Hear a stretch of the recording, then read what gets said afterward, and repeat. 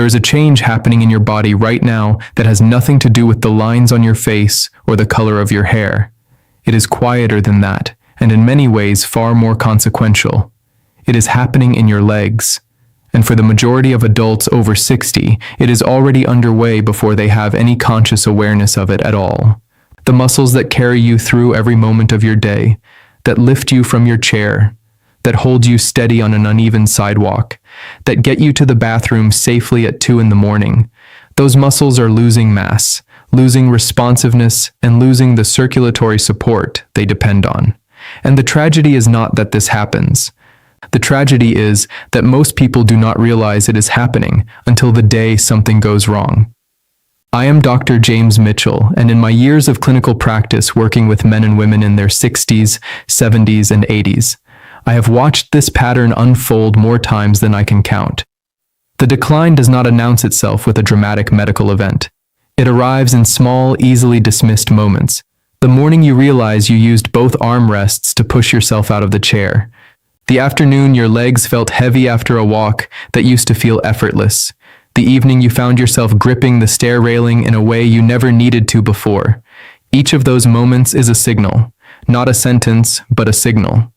And the difference between people who heed that signal and those who dismiss it often determines the trajectory of the next decade of their lives.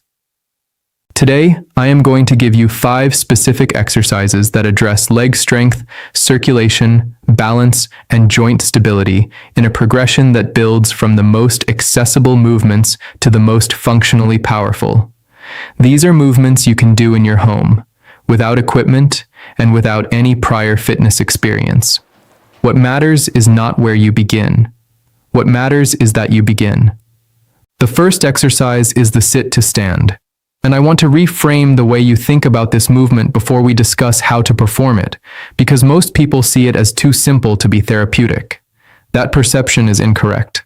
The sit to stand is one of the most clinically validated functional exercises in geriatric rehabilitation, and the reason is straightforward. It trains exactly the muscles required for exactly the movements that determine whether an older adult maintains independence or loses it.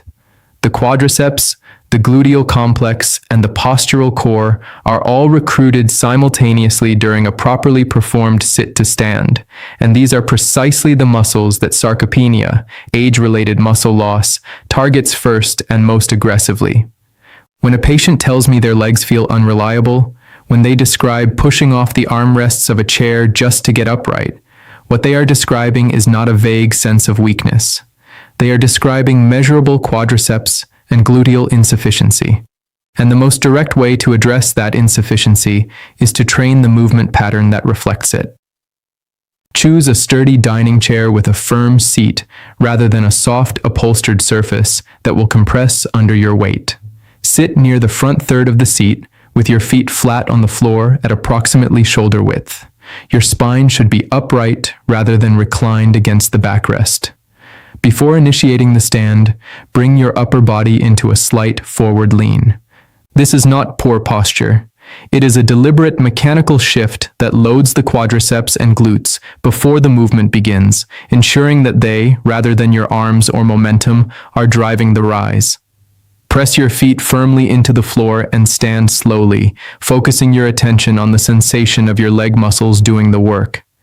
Reach full upright standing. Pause briefly to feel your weight distributed evenly through both feet, then lower yourself back to the seat with deliberate, controlled slowness. The descent is not a collapse back into the chair. It is an eccentric muscle contraction, and it is equally important to the strengthening effect as the rise. Begin with 8 repetitions for 2 sets. If you need light hand support initially, that is entirely appropriate.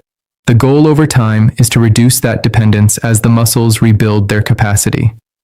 Patients who perform this exercise consistently describe something that I find clinically meaningful. They stop noticing the chair.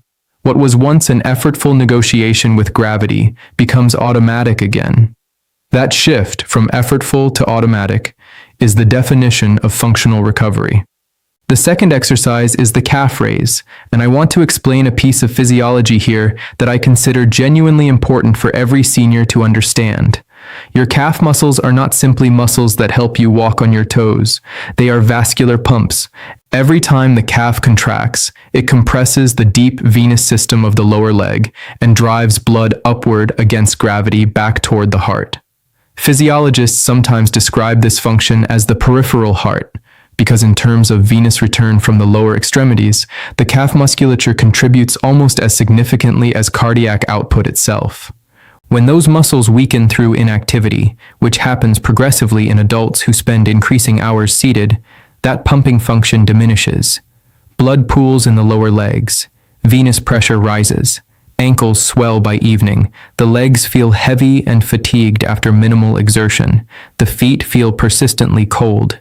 These are not random inconveniences. They are the predictable consequences of calf muscle insufficiency in the context of reduced daily movement.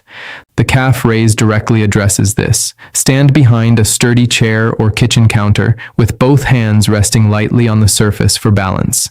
Feet approximately hip-width apart, toes pointing forward. Slowly elevate your heels off the floor, shifting your body weight onto the balls of your feet. Rise to the highest point that feels controlled and comfortable. Hold that elevated position for 2 full seconds while actively contracting the calf muscles, then lower your heels back to the floor over 3 to 4 seconds. The lowering phase must be controlled. A rapid drop eliminates the eccentric muscular engagement that contributes significantly to the strengthening effect. Begin with 10 repetitions for 2 sets. As comfort and strength develop over subsequent days, progress to 15 repetitions. The integration of this exercise into natural daily routines dramatically improves adherence. Performing calf raises while waiting for the kettle, while standing at the kitchen counter, or during the first minutes of the morning before leaving the bedroom means the exercise occurs without requiring a dedicated session. Many patients report that within 2 to 3 weeks of consistent practice, the end-of-day ankle swelling that had become their baseline begins to resolve. The legs feel lighter in the afternoon. Walking feels less effortful. These are the consequences of restored circulatory function, not just improved muscle strength. The third exercise is the seated march. And before you dismiss this one as too easy to matter, I want to offer you a clinical reframe. The risk to an older adult's independence does not come exclusively from catastrophic muscle failure. It comes just as often from the cumulative effect of prolonged inactivity, specifically from the hours spent seated each day without any lower body movement at all. During those hours, hip flexor activity ceases, femoral venous return slows, and the proprioceptive neural pathways that coordinate lower body movement during walking become progressively less responsive. The seated march interrupts that process. It reintroduces controlled hip flexion, maintains circulatory activity in the lower extremities, and keeps the neuromuscular system engaged during periods that would otherwise represent pure inactivity. Sit near the front edge of a firm chair with your spine upright, feet flat on the floor, and knees bent at approximately 90 degrees. Hands can rest lightly on your thighs or the sides of the chair. Slowly lift one knee upward, raising the foot a few inches to several inches off the floor depending on your current hip flexor capacity. Hold the elevated position for 1 second, then lower that foot with control before lifting the opposite knee. Continue in this alternating pattern at a slow, deliberate cadence. This is not an aerobic exercise. The pace should allow complete muscular control of every phase of every repetition. Begin with 30 seconds of continuous marching, rest briefly, and repeat for 2 additional sets. As capacity develops, extend the duration to 60 seconds per set. The practical application of this exercise is what makes it particularly valuable for seniors. It can be performed during television programs, during phone conversations, during any period of extended sitting. It requires no transition, no equipment, and no preparation. It simply converts passive sitting time into active muscular engagement, and over weeks of consistent practice, the cumulative effect on hip flexor strength, lower limb circulation, and neuromuscular responsiveness is clinically significant. The fourth exercise is the heel-to-toe balance walk. And this is the point in our conversation where I want to address something that the first 3 exercises do not fully target: the dynamic balance system. Strength is necessary for fall prevention, but it is not sufficient.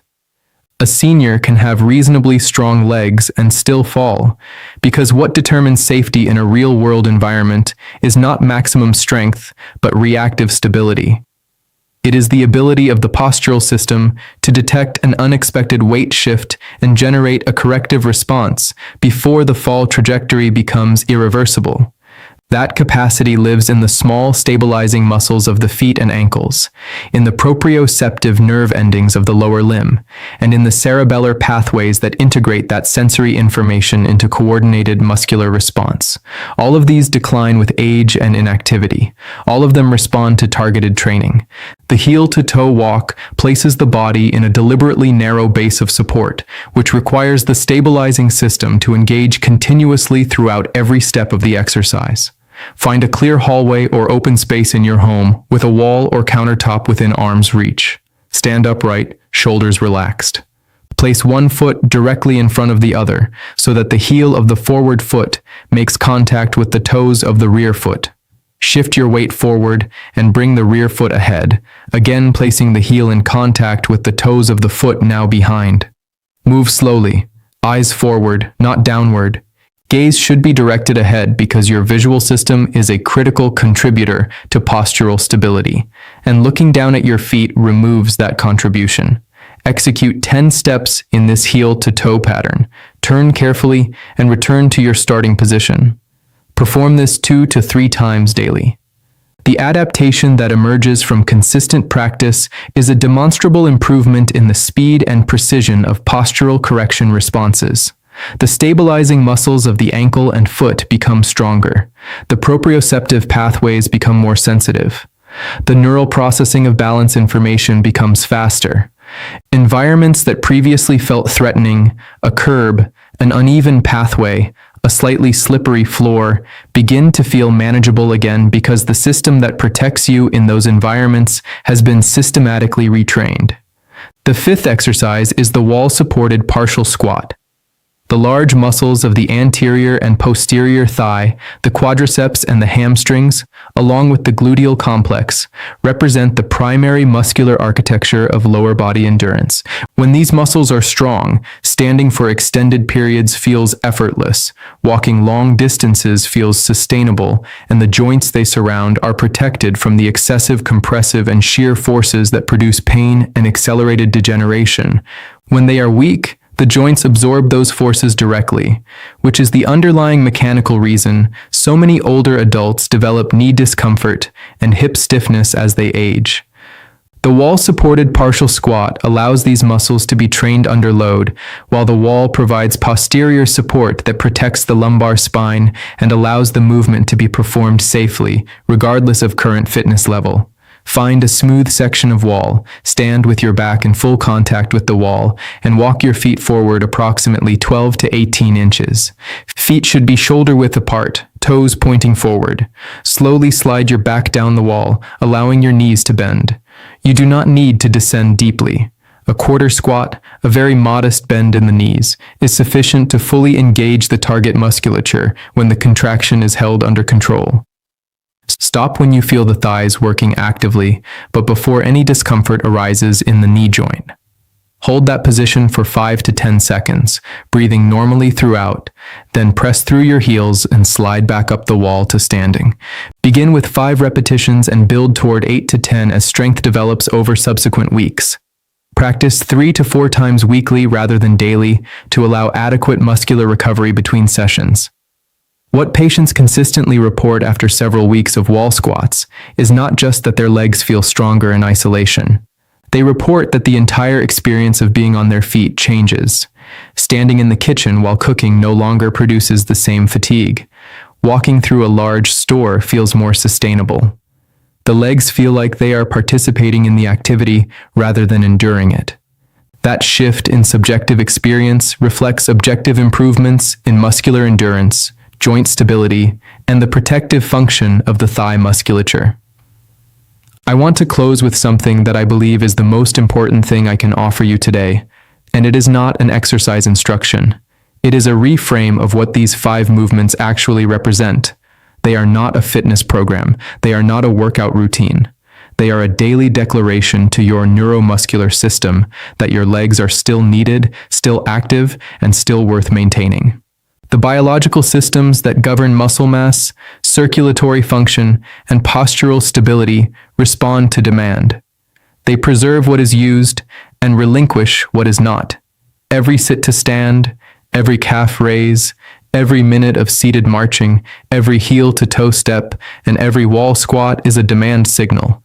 It is your body receiving the message that these capacities are required and that they should be maintained. The timeline for meaningful change is not as long as most people assume. Within the first 2 to 3 weeks, many patients notice that specific daily tasks begin to feel different. Within 2 to 3 months, the changes become measurable in objective terms. Strength, walking speed, balance scores, and fall frequency all respond to consistent movement at this level of engagement. And looking 5 to 10 years forward, the patients I have observed who maintained this kind of daily movement practice retained a quality and range of independent function that their peers who remained sedentary did not. Here is my challenge to you. Choose one of these 5 exercises today, just one, and perform it before you go to sleep tonight. Then tomorrow, add a second. By the end of this week, I want you to have attempted all 5 and identified which ones feel most relevant to what your body is telling you it needs.